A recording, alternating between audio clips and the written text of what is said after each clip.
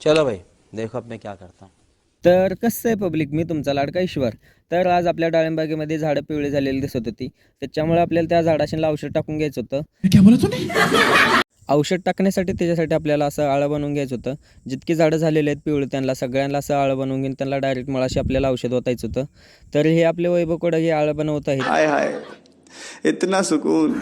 आपल्या वैभवनं तर डायरेक्ट एक आळा बनवलं आणि ते आळा बनवल्यानंतर ते बेडगे घेऊन डायरेक्ट त्यानंतर ओ भाई ये क्या है?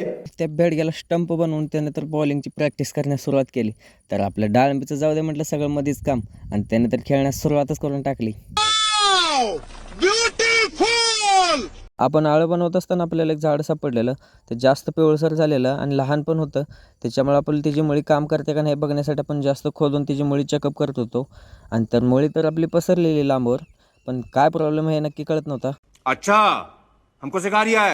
आपण झाडं चेकअप करत असताना आपल्या झाडाखाली एका बुसकाट पडलेलं दिसलं. त्या झाडाला खोडाळी लागलेली. आपण त्याला आधी औषध केलेलं पण औषधनं काही नाही फरक पडलेला. त्याच्यामुळे आपण डायरेक्ट जाऊन गाडीतून पेट्रोल आणलं आणि डायरेक्ट पेट्रोल इंजेक्शनतर्फे सोडायला लागलेलं आहे. तर ह्या पेट्रोलचा पण काय फरक पडतोय का नाही ते बघूया. देखा आपने लापरवाही का नतीजा है. तर आपले सगळे झाडे झालेले आहे चेकअप करून, आणि त्याला पाणी सोडायचं होतं. पाणी आपल्याकडे दिवसा लाईट नव्हती, त्याच्यामुळे आपण संध्याकाळ पाणी सोडून त्याच्यात औषध ओतून घेणार होतं.